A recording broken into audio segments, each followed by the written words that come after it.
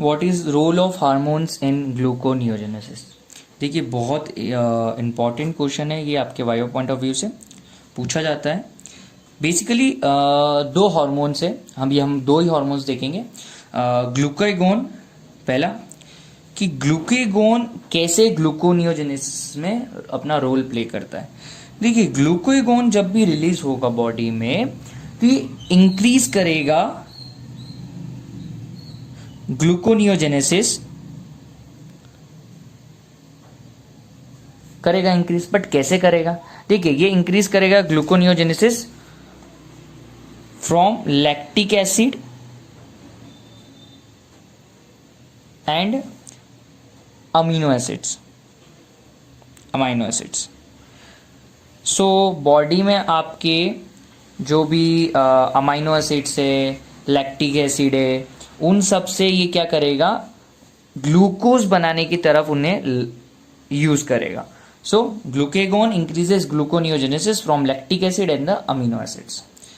ठीक है, second hormone में मेंशन कर रहा हूं, वो है ग्लूकोकॉर्टिकॉइड।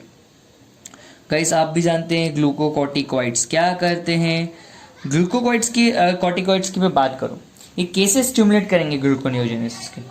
देखिए बेसिकली ये बॉडी में आपका जो प्रोटीन कैटाबोलिज्म है, बॉडी में प्रोटीन कैटाबोलिज्म को इंक्रीज कर देंगे। ठीक है, हमने प्रोटीन कैटाबोलिज्म को इंक्रीज कर दिया, बट कहाँ का प्रोटीन कैटाबोलिज्म, बॉडी में कहाँ पर ये कैटाबोलिज्म करे। जनरली देखिए जो पेरिफेरल टिश्यूज होते हैं ना, वहां पे प्रोटीन कैटाबोलिज्म करना यूजफुल होता है। तो पेरिफेरल टिश्यूज में कहीं दूर वहां पर प्रोटीन कैटाबोलिज्म करेंगे, प्रोटीन सब रिलीज होंगे। अब क्या होगा, जो कैटाबोलिज्म हो गया अमाइनो एसिड्स जो भी बने उससे, अब वो अमाइनो एसिड्स कहाँ जाएंगे। देखिए ग्लूकोकॉर्टिकॉइड की वजह से वो अमाइनो एसिड्स आपके लीवर में जाएंगे।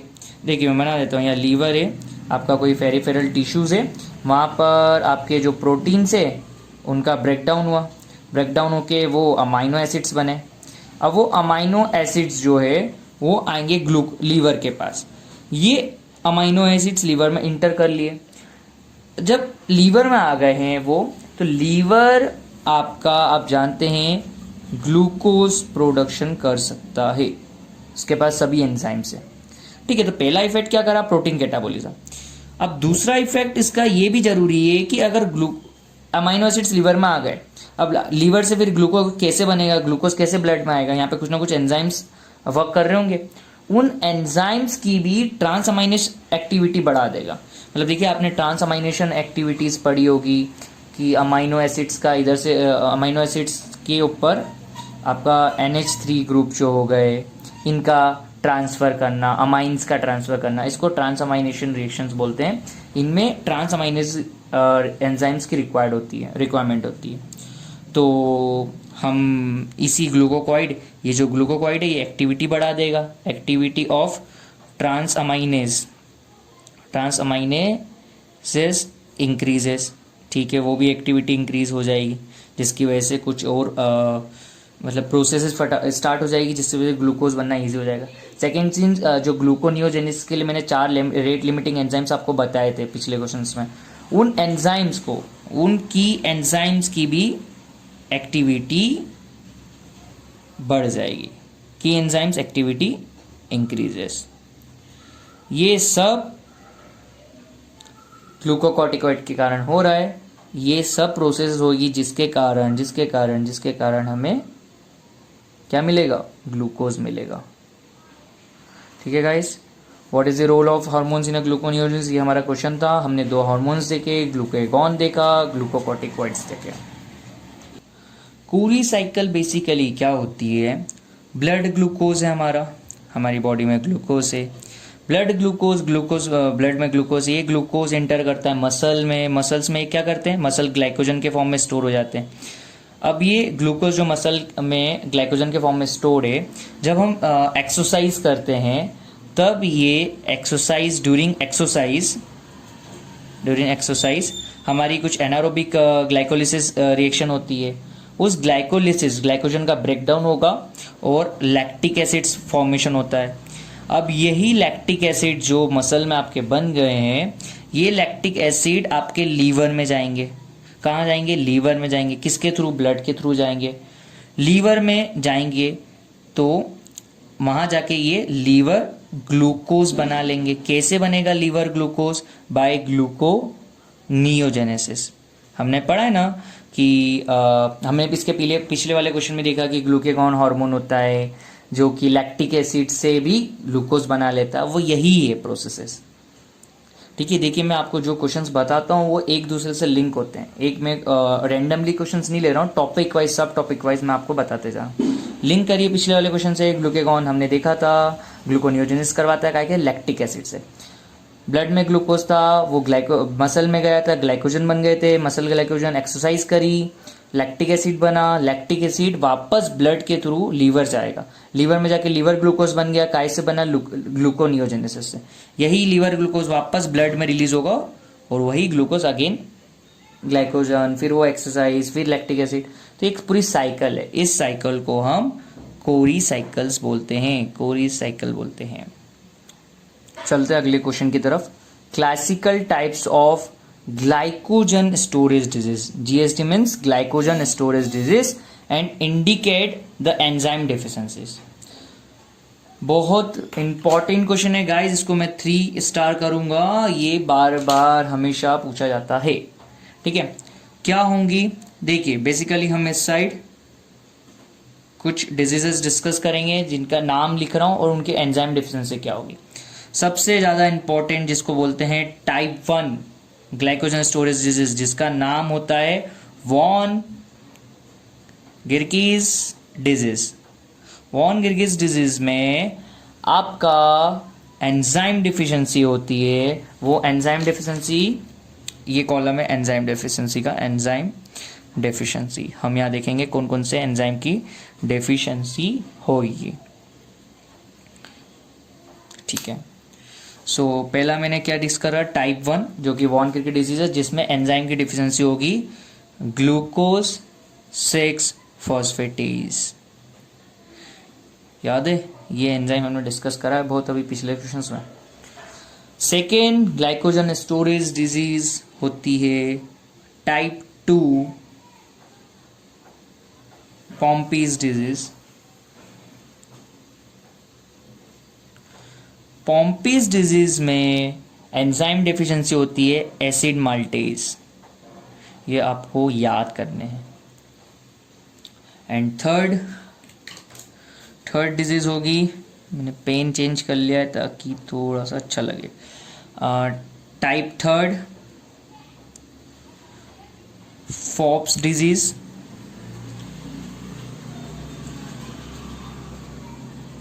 इस डिजीज को मतलब लिमिट डेक्स्ट्रिनोसिस भी बोलते हैं। कभी आपको नया वर्ड मिले मतलब सुनने को, अगर आपने पहले कभी नहीं सुना लिमिट डेक्स्ट्रिनोसिस, तो याद रखिएगा वो ये डिजीज का ही दूसरा नाम है। इसमें एंजाइम की डिफिशिएंसी होती है आपकी डी ब्रांचिंग एंजाइम।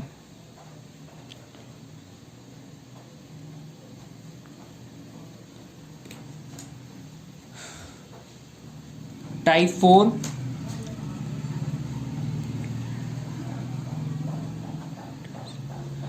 इस डिजीज का नाम होता है एंडरसन डिजीज। इसमें जो एंजाइम डिफिशिएंट होता है वो होता है आपका ब्रांचिंग एंजाइम। ठीक है, डी ब्रांचिंग एंजाइम था फॉप्स डिजीज में, एंडरसन्स डिजीज में होगा ब्रांचिंग एंजाइम की डिफिशिएंसी। एंड ये 4 है। अगर आप इतने बता देंगे तो भी एग्जामिनर मार्क्स दे देगा। फिर भी 2 और होती है टाइप 5 और टाइप 6 एंड हम वो भी देख लेते हैं। देखिए टाइप 5 जिसको बोलते हैं मैक अर्डिल्स रिएक्शन, टाइप 5 है ये। इसमें जो एंजाइम की डिफिशिएंसी होगी वो होगी मसल फॉस्फोराइलेस। गाइस ये टाइप 5 है, टाइप 6 है, टाइप 7 भी होता है, टाइप 8 भी होता है। बट हम ज़्यादा इतनी बोल नहीं सकते वाइवा में, हमें याद कम ही रहती है क्योंकि टिपिकल नाम से आप डिटेल में वॉन किरकी पढ़ेंगे, पॉम्पीज भी पढ़ेंगे, मैकार्डिल्स पढ़ेंगे। फोप्स और डिजीज इतनी मतलब एज पर योर वाइवा इतनी इंपॉर्टेंट नहीं है, ठीक है। तो मेरी मानिए 4 ये टाइप 1 टाइप 2 टाइप 3 टाइप 4 ही, ठीक है। इतने 4 भी आप याद कर लेंगे तो चल जाएगा। फिर भी मैं आपको 2 और बता रहा हूँ। टाइप 5 हो गई एंड टाइप 6 आप बोल सकते हैं हर्स डिजीज। इसमें लीवर फॉस्फोराइलेज एंजाइम जो है वो डेफिशिएंट हो जाता है। How does HMP shunt differ from EMP pathway? अच्छा क्वेश्चन है ये भी। हम HMP shunt and EMP pathway के कुछ पॉइंट पर इनको डिफरेंशिएट कर सकते हैं, ठीक है। हम एक तरफ लिख रहे हैं HMP शंट के कुछ पॉइंट्स, एक तरफ लिखेंगे EMP पाथवे के कुछ पॉइंट्स। HMP शंट हो जनरली ये स्पेशल टिश्यूज में होता है। आप जिस तरीके से EMP पाथवे जो होता है ना, ये सभी बॉडी के सभी टिश्यूज में होता है, बट जो HMP शंट है occurs in certain special tissues only.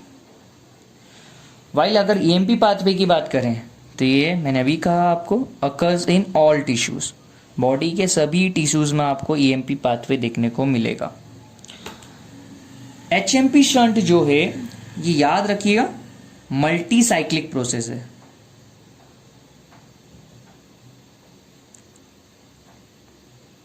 और वही EMP pathway not so.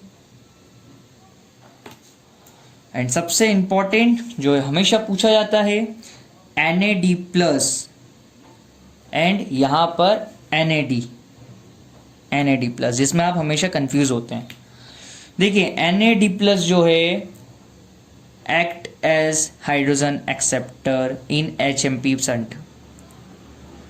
Hydrogen को एक्सेप्ट NAD प्लस करता है HMP शंट में। और जो आपका EMP पाथवे है इसमें NAD plus act as hydrogen acceptor.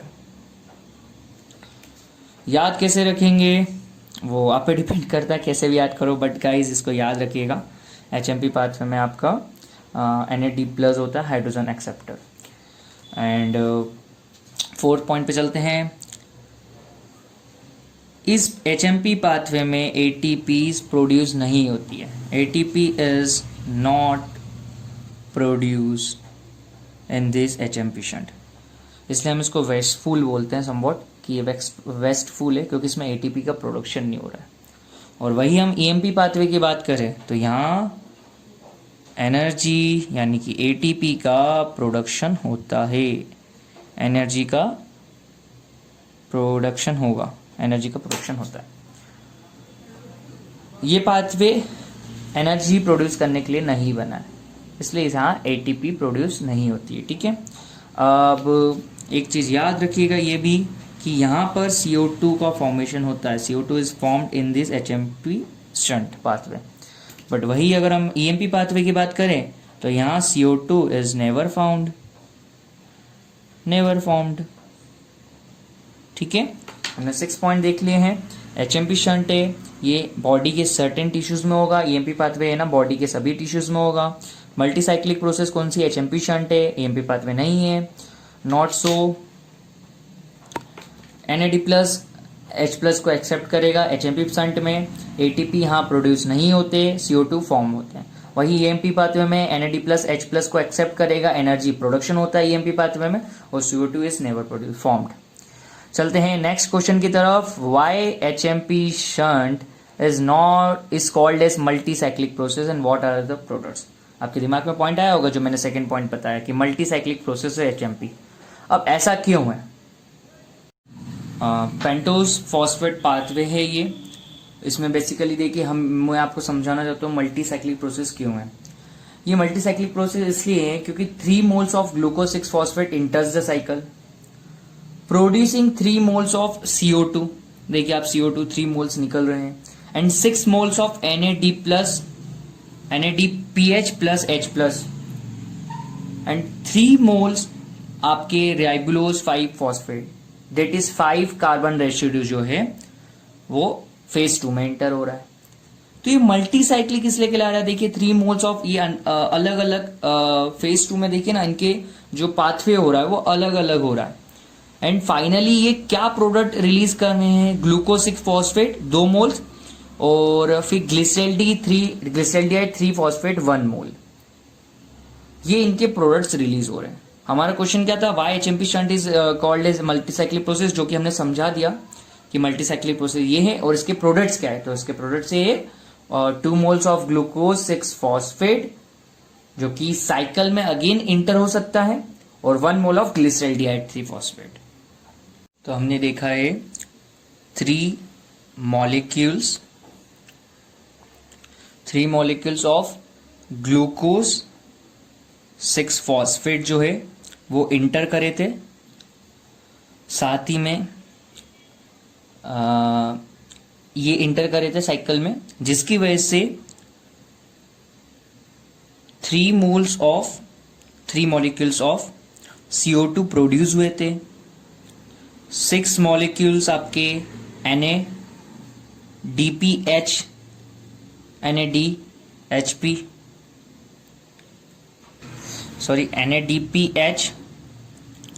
6 moles of NADPH and आपके 3 मॉलिक्यूल्स आपके 5 कार्बन राइबुलोस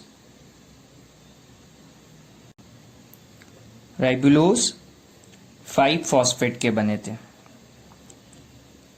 ये 5 कार्बन होता है, राइबुलोस 5 फॉस्फेट।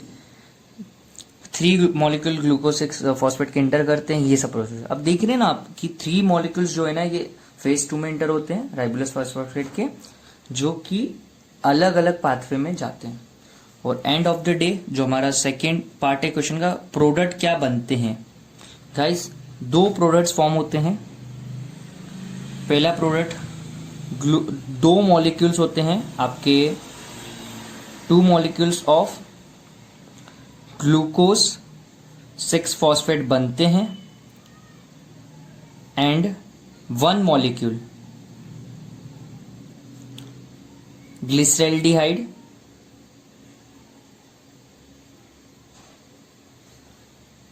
3 फॉस्फेट का मिलता है, जो कि बाद में हाफ ग्लूकोज 6 फॉस्फेट में कन्वर्ट हो जाता है।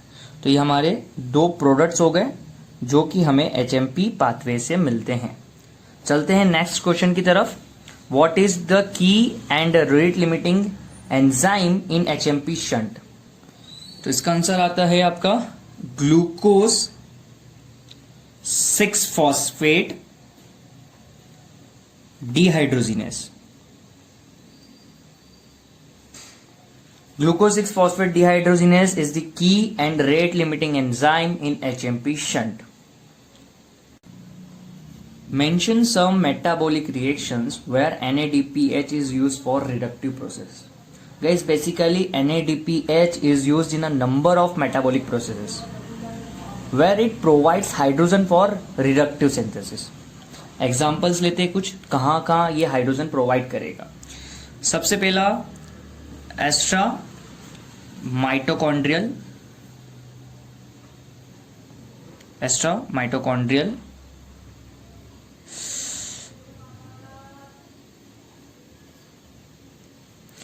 गाइस, ये गलती इसलिए हो जाती है क्योंकि कई बार फोन में देखना होता है कि रिकॉर्डिंग कहाँ की कितने एरिया कवर हो रहा है कि नहीं हो रहा है। Sorry, extra mitochondrial de novo fatty synthesis, fatty acid synthesis. Guys, extra mitochondrial जो de novo fatty acid synthesis होता है उसमें आपका बहुत सारे H+ आयन की जरूरत होती है, जो कि NADPH है प्रोवाइड करता है। सेकेंड मोस्ट पॉपुलर रिएक्शन आपने सुनी होगी अगर आपने डिटॉक्सिफिकेशन से रिलेटेड कुछ पढ़ा होगा तो। देखिए, जो ऑक्सीडाइज्ड ग्लूटाथायोन होता है ना, ऑक्सीडाइज्ड ग्लूटाथायोन, उसको बेसिकली रिड्यूस ग्लूटाथायोन फॉर्म में बॉडी में कन्वर्ट करना होता है। क्यों करना होता है ऐसा? क्योंकि रिड्यूस ग्लूटाथायोन के बहुत सारे मेटाबॉलिक फंक्शन से, इंपॉर्टेंट फंक्शन है, जैसे ये फ्री रेडिकल जो डैमेज होता है उसको रोकता है, फ्री रेडिकल को स्कैवेंज करता है, इसलिए रिड्यूस ग्लूटाथायोन हमारी बॉडी में इंपॉर्टेंट है, उसको बनना इंपॉर्टेंट है। पर अब जैसे ये फ्री रेडिकल के साथ इसकी रिएक्शन हो रिड्यूस ग्लूटाथायोन तो वापस ये ऑक्सीडाइज हो जाता है। तो अब बॉडी में जो ऑक्सीडाइज ग्लूटाथायोन पड़ा है ना, उसको रिड्यूस फॉर्म जो कि इंपॉर्टेंट हमारे लिए, उसमें कन्वर्ट करने के लिए कुछ हाइड्रोजन रिडक्शन की जरूरत होगी। वो रिडक्शन कहां से होगा? रिडक्शन प्रोसेस के लिए हाइड्रोजन कहां से आएंगे? NADPH से आएंगे। फिर आपने एक बड़ी इंपॉर्टेंट रिएक्शन देखी होगी, conversion of phenylalanine to tyrosine. यहां पर भी रिडक्शन हो रहा है, जिसकी वजह से आपको यहां हाइड्रोजन की जरूरत होगी, जो कि NADPH देगा। 3 रिएक्शन सफिशिएंट है, इतना आप बोलोगे, वाइवा का ये क्वेश्चन आपका सही चले जाएगा। नेक्स्ट क्वेश्चन की तरफ बढ़ते हैं। What is galactosaemia? गैलेक्टोसीमिया में गाइस बेसिकली आपका एक्सक्रीशन होता है गैलेक्टोज का, एक्सक्रीशन होता है, excretion of galactose in urine. Guys basically galactose का यूरिन में एक्सक्रीशन होता है। ये किस लिए होता है? बेसिकली गाइस इसमें डिफिशिएंसी हो जाती है, कौन से एंजाइम की? देखिए इसमें डिफिशिएंसी हो जाती है, deficiency of enzyme galactose 1-फॉस्फेट uridyl transferase.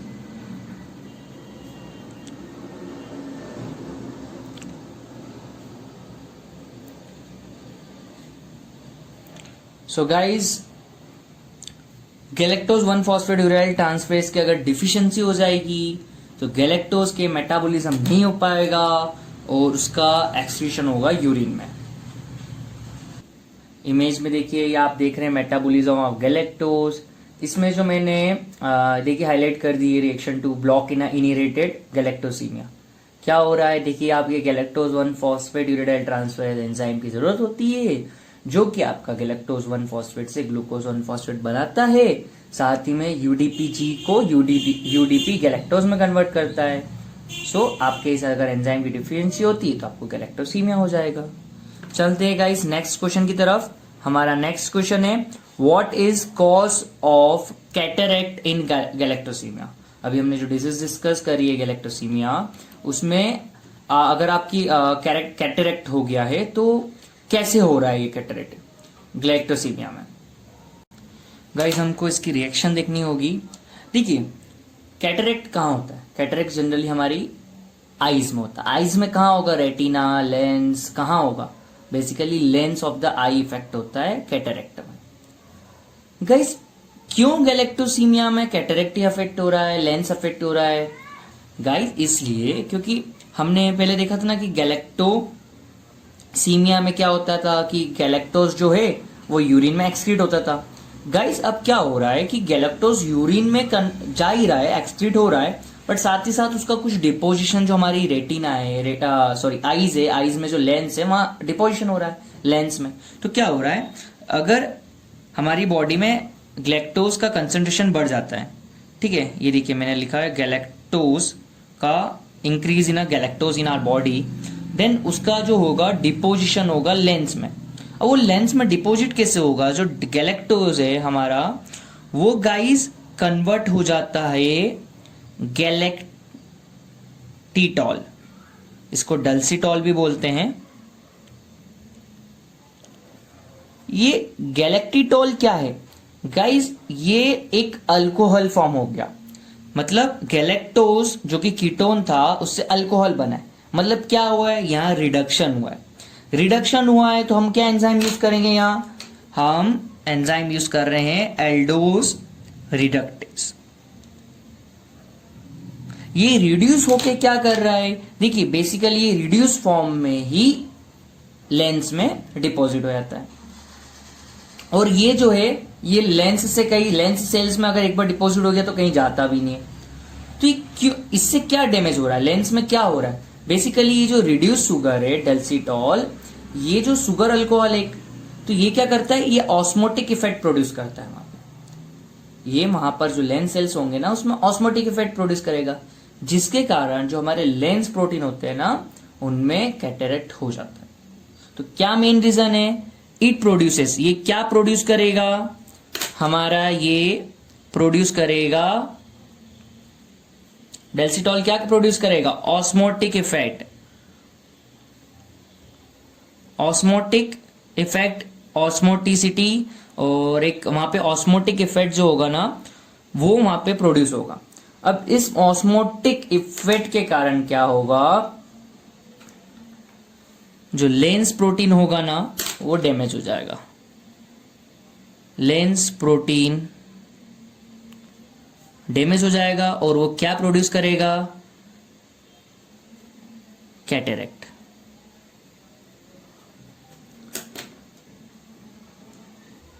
Guys आप ये क्लिनिकल इमेज देख सकते हैं, ये पेशेंट को कैटेरेक्ट हुआ है। चलते हमारे नेक्स्ट क्वेश्चन की तरफ। What are enzyme deficient in galactosemia. तो गाइस बेसिकली कौन से एंजाइम्स होंगे जो कि डिफिशिएंट होंगे गैलेक्टोसीमिया। गाइस दो एंजाइम्स होंगे, एंजाइम्स डिफिशिएंट आर बेसिकली दो एंजाइम्स है जो कि डिफिशिएंट है गैलेक्टोसीमिया में। पहला है गैलेक्टोकाइनेस एंड सेकेंड है गैलेक्टोज 1-फॉस्फेट यूरिडाइल ट्रांसफरेज। इस एंजाइम को गाइस हमने पहले भी देखा है। आप इमेज देख रहे हैं मेटाबॉलिज्म ऑफ गैलेक्टोज की, जिसमें आप रिएक्शन 1 देख सकते हैं। पहला गैलेक्टोज से गैलेक्टोज 1-फॉस्फेट कन्वर्ट होता है तो उसमें एंजाइम लगता है गैलेक्टोकाइनेस। अगर ये डिफिशिएंट हो जाएगा तो आपको गैलेक्टोसीमिया हो जाएगा। एंड दूसरा जहां ब्लॉक होगा, दूसरी रिएक्शन देखिए आप, गैलेक्टोज 1-फॉस्फेट से ग्लूकोज 1-फॉस्फेट में कन्वर्जन हो रहा है। एंजाइम कौन सा यूज हो रहा है, गैलेक्टोज 1-फॉस्फेट यूरिडाइल ट्रांसफरेज। अगर इसकी डिफिशियंसी हो जाएगी तो भी गैलेक्टोसीमिया हो जाएगा। चलते हैं गाइस नेक्स्ट क्वेश्चन की तरफ। हमारा नेक्स्ट क्वेश्चन है, how is glucose converted to fructose in seminiferous tubular epithelium cells. Guys glucose convert होता है फ्रक्टोज में सॉर्बिटॉल पाथवे से। इसके लिए सॉर्बिटॉल पाथवे होता है जिसकी वजह से आपको ग्लूकोज का कन्वर्जन हो जाता है फ्रक्टोज में। कैसे होती है रिएक्शन हम लिख लेते हैं गाइस। डी ग्लूकोज होता है जनरली बॉडी में। डी ग्लूकोज ये रिवर्सिबल रिएक्शन है। देखिए डी ग्लूकोज से कन्वर्ट होगा, डी ग्लूकोज कन्वर्ट होगा सॉर्बिटोल में, और एंजाइम हमारा यूज होता है इसमें एल्डोस रिडक्टेज। एल्डोस रिडक्टेज क्यों यूज हो रहा है, क्योंकि यहाँ ग्लूकोज का रिडक्शन करा जा रहा है। ठीक है, अब यहाँ रिडक्टेज यूज हुआ तो मैंने आपको थोड़ी देर पहले एक क्वेश्चन बताया था कि सब मेटाबॉलिक रिएक्शंस बताइए जहां पर NADPH यूज होता है। गाइस देखिए ये रिएक्शन मैंने आपको ये क्वेश्चन बताया था, मेंशन सम मेटाबॉलिक जहां पे NADPH यूज करता है। मैंने क्या कहा था आपको, रिडक्शन जहां पर भी हम करेंगे वहां हम इसको यूज कर सकते हैं, मतलब जनरली। ठीक है, तो आपका ये सॉर्बिटॉल पाथवे है जिसमें एल्डोज रिडक्टेज यूज हो रहा है। तो यहां पर ये आपका NADPH+H+ को यूज करेगा, NADP+ में कन्वर्ट कर दे। सॉर्बिटोल है, सॉर्बिटोल आगे ये भी रिवर्सिबल रिएक्शन है। सॉर्बिटोल कन्वर्ट होता है डी फ्रक्टोज में। फाइनली आपको डी फ्रक्टोज मिल जाएगा। गाइस कौन सा एंजाइम यहाँ यूज हो रहा है, यहाँ यूज होगा आपका sorbitol dehydrogenase. Guys sorbitol dehydrogenase use होता है जो कि डी फ्रक्टोज में कन्वर्ट हो सकता है। डी फ्रक्टोज से भी डी सॉर्बिटोल की तरफ हम जा सकते हैं। ध्यान रखिएगा ये रिवर्सिबल रिएक्शंस होती है, आपस में कन्वर्ट्स ये होते रहते हैं बॉडी में। चलते हैं नेक्स्ट क्वेश्चन की तरफ। How do you explain biochemically the formation of cataract and neuropathies in diabetes mellitus. Guys थोड़ी देर पहले हमने कैटरेक्ट देखा था काय में, गैलेक्टोसीमिया में। देखिए हमने यहाँ देखा था गैलेक्टोसीमिया में कैटरेक्ट, सॉरी कहाँ गया, ये रहा कैटरेक्ट देखा था हमने गैलेक्टोसीमिया में। गैलेक्टोसीमिया में कैसे कैटरेक्ट होता था। अब हमें देखना है कि कैटरेक्ट की कंडीशन डायबिटीज मिलाइटिस के पेशेंट्स में कैसे होती है। गाइस अभी थोड़ी जस्ट पिछले क्वेश्चन में हमने क्या देखा है, सॉर्बिटल पाथवे देखा है। हमने ये सॉर्बिटोल पाथवे देखा है, उसी से लिंक के क्वेश्चन ही है। मैं जितने भी क्वेश्चंस आपको सीक्वेंस में करवाता हूं सब टॉपिक के ही होते हैं, तो वो आपस में लिंक होते हैं गाइस। एक ही जगह मैं रैंडम क्वेश्चंस नहीं लेता हूं, थोड़े से लिंक वाले लेता हूं। अब देखिए ये पिछले वाले क्वेश्चन से ही लिंक है। कैसे लिंक है? देखिए हमने फॉर्मेशन ऑफ सॉर्बिटोल देखा था, हमने सॉर्बिटोल फॉर्मेशन देखा था पिछले वाले में। सॉर्बिटोल काय से फॉर्म होता है? ग्लूकोज से फॉर्म होता है। कैसे होता है? सॉर्बिटोल पाथवे से होता है। अब ये जो सॉर्बिटोल है, इसका जो फॉर्मेशन हो रहा है, सॉर्बिटोल फॉर्मेशन, ये कहां हो रहा है? हमने पिछले वाले क्वेश्चन में डिस्कस करा था कि सॉर्बिटोल फॉर्मेशन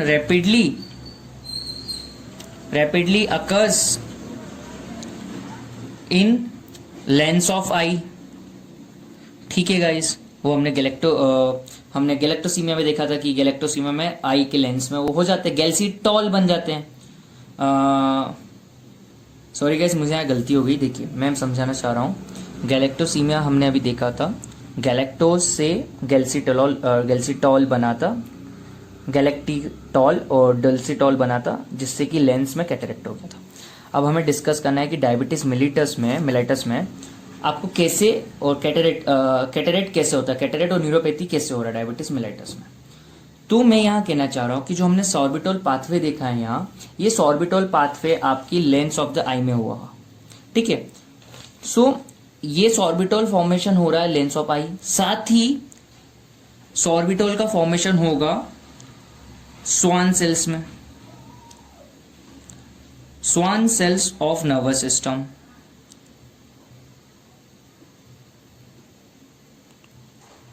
गाइस यहां दोनों जगह सॉर्बिटोल का फॉर्मेशन हो रहा है।